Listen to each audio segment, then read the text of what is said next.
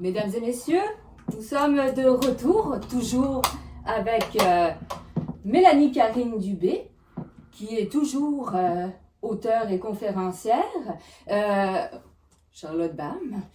Donc, Mélanie, dites-moi, suite à la publication de votre guide, vous avez décidé de publier l'agenda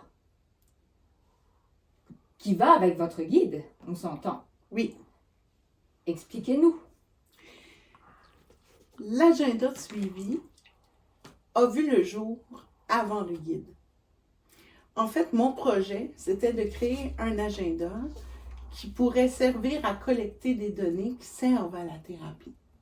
Parce que quand j'étais en thérapie, en ergothérapie, en santé mentale, j'avais des choses à prendre en note. Par exemple, ce que je mangeais, la qualité de mon sommeil, etc. J'ai ici mon agenda de l'époque, qui est un agenda de 2017. Et on peut voir que j'utilisais toutes sortes de stratégies pour essayer de suivre comment je me sentais. Dans cet agenda-là, j'avais des picots de couleurs où je devais dire comment je me sentais, si j'étais vert, jaune, orange ou rouge. Je devais indiquer les émotions que je vivais, qu'est-ce qui les déclenchait, etc. Et j'avais aussi, on le voit ici par exemple, sur les post-it roses, je devais écrire mes fiertés du jour, ce qui renforce mon estime de moi-même, etc. Donc, ma première idée, c'était pas d'écrire un guide. Ma première idée, c'était d'écrire un agenda parce que j'étais tannée de mettre des post-it puis des collants. J'étais tannée d'avoir à le faire moi-même et je me suis dit, si j'avais un outil de travail pertinent qui répond à tout ce que je dois mettre dans mon agenda ordinaire, ce serait facilitant pour moi de suivre mes émotions. C'est comme ça qu'est né l'agenda de suivi et c'est pour ça qu'il a ce nom-là. Mais est-ce que c'est comme un devoir qu'on vous a donné à faire à la base? Oui et non. C'est certain que l'agenda devenait un outil dans ma thérapie, en ergothérapie. Et quand j'avais mes rencontres avec mon ergothérapeute, je lui ouvrais mon agenda à la bonne page et elle survolait la semaine. Et comme ça, elle pouvait savoir exactement dans quel état j'avais été. L'avantage de prendre en note, de noter, c'est qu'on voit l'évolution. Et moi, quand j'ai commencé à utiliser cet outil-là, j'avais l'impression que ça allait toujours mal.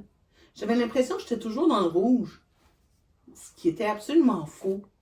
Et je me suis rendu compte, c'est très visuel, hein, avec les couleurs et tout ça, que j'étais pas si pire, que j'avais des moments de vert, que j'avais des moments de jaune et que j'étais pas complètement folle. Vous étiez folle ou vous l'étiez pas finalement? Je ne l'étais pas. Il n'y a personne qui est fou dans lui. C'est juste une image. Pourtant, vous appelez ça truc d'une folle. Ben oui, c'est pour rire. Ah, d'accord. Je comprends. Un agenda. Oui. Est-ce que ce sont encore des restes de l'enseignante de français qui vous a mené à cet outil-là? Parce qu'on aurait pu comme penser à d'autres outils de suivi. C'est certain que dans mon tempérament, dans ma personnalité, je suis très organisée et j'ai travaillé avec un agenda toute ma vie. Donc, je voulais avoir un outil qui était... Est-ce que je peux prendre l'agenda? Merci. Si j'ouvre une page, d'un côté, il y a toute la colonne où on gère les émotions. C'est sûr que là, c'est tout petit, mais tout ce que je viens de dire, là, les codes de couleurs... Je m'excuse, mais il n'y a pas de date sur votre agenda. Je pense que là... Il n'y a pas de date. Il n'y a pas de date parce que ça permet aux gens, Ça permet aux gens de l'utiliser, de faire des pauses, de reprendre à un certain moment. L'agenda de suivi, ce n'est pas nécessairement un outil qu'on utilise sur des années, mais qu'on va utiliser ponctuellement quand on a besoin de faire un suivi de comment on se sent parce qu'on a une période plus difficile. La première version avait des dates et j'ai entendu ceux qui l'ont acheté. J'ai été à l'écoute et on m'a suggéré d'enlever les dates. Donc, c'est ce que nous avons fait. D'accord. Je vous ai interrompu. Voulez-vous nous montrer un peu plus Oui. en détail comment ça fonctionne? Un peu plus en détail. Donc, la colonne de droite. Mais vous avez compris, il n'y a pas de date. C'est vous qui la mettez. On peut regarder, par exemple, sur son calendrier pour mettre la date. Oui, ce serait une bonne idée d'utiliser un calendrier. Vous pouvez faire ça. Donc, fiche de suivi. Et là, vous avez un espace pour écrire la date. Vous avez des points de couleur en début et en fin de journée pour voir si l'émotion a évolué en cours de journée. Des fois, il y a des journées qui démarrent bien, qui finissent mal. Puis des fois, il y a des journées qui commencent mal et qui finissent bien. Ensuite, on a un espace pour utiliser les trucs, pour noter les trucs qu'on va utiliser en cas de crise. Il y a des échelles de bien-être, d'anxiété et d'idéation suicidaire. Il y a un espace pour parler de moments de douceur. C'est important de ne pas oublier de se faire du bien au cours d'une journée. Donc, il y a un espace pour le noter et il y a 3 lignes pour les fiertés. De l'autre côté de l'agenda, il y a un espace pour noter les rendez-vous chez le dentiste, par exemple, pour noter notre horaire de travail. Mais il y a aussi 3 colonnes. Et dans ces colonnes-là, il y a une colonne pour l'émotion que le stresseur te fait vivre. Par exemple, travail, anxiété, visite de mon ami Charlie, plaisir, etc. Et il y a, étant donné que dans Truc d'une folle, le guide, j'aborde la dépendance, il y a aussi 2 colonnes pour noter les tentations et les consommations.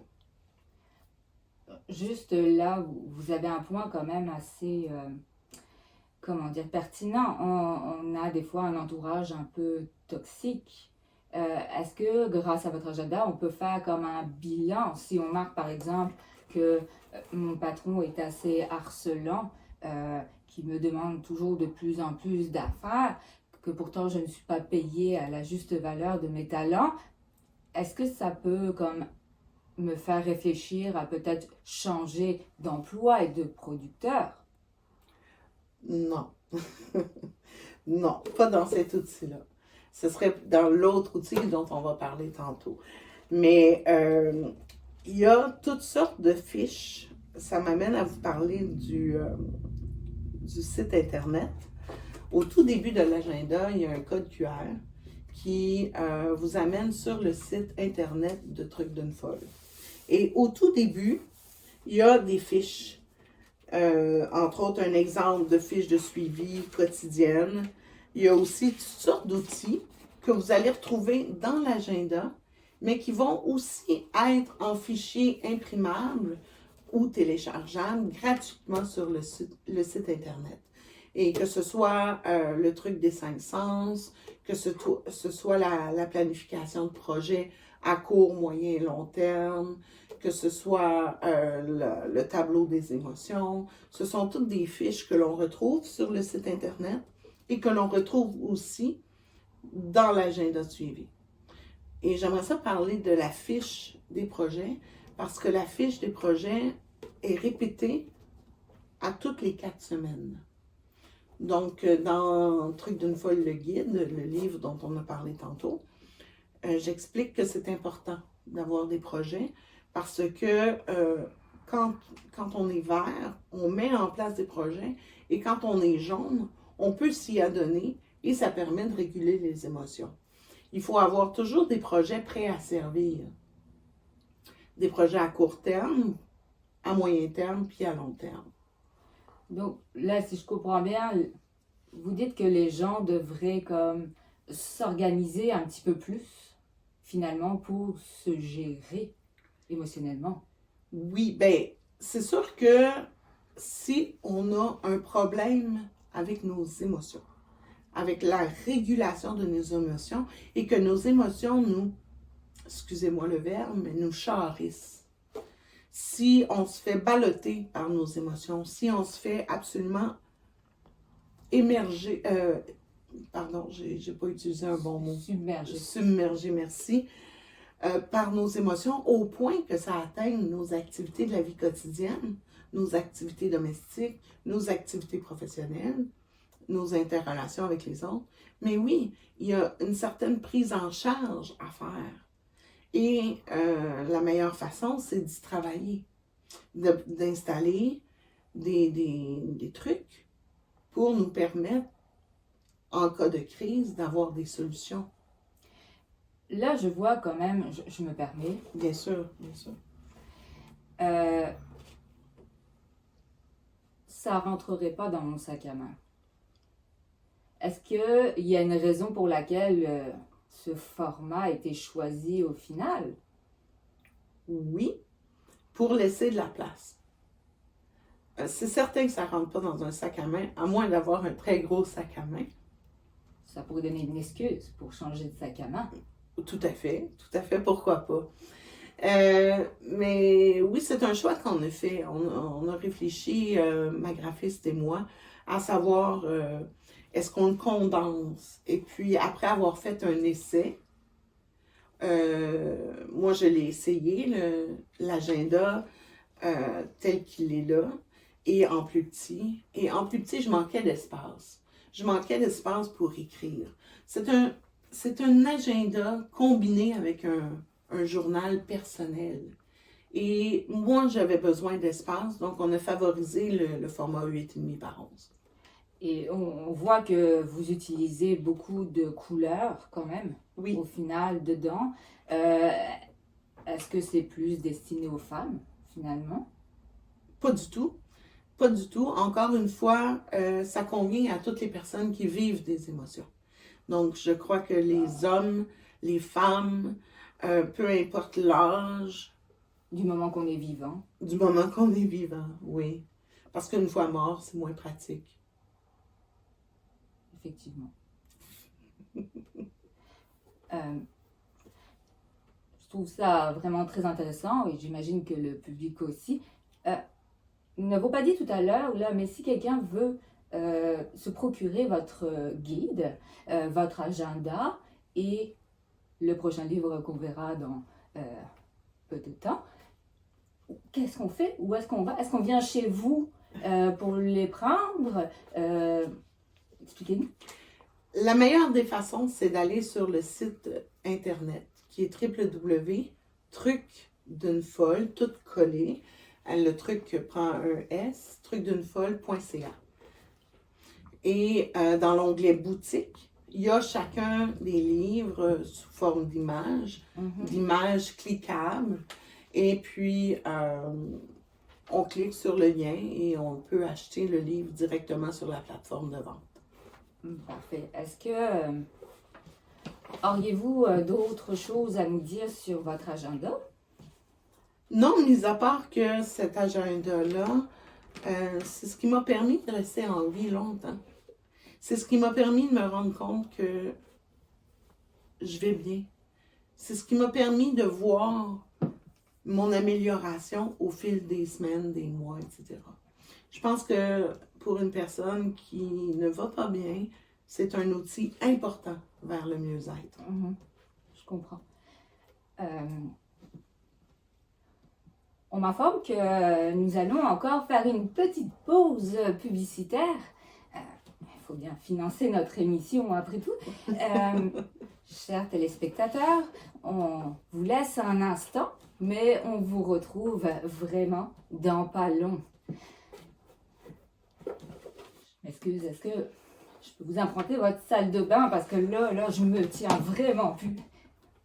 On est encore en direct. Eh bien, messieurs, dames, à tout de suite.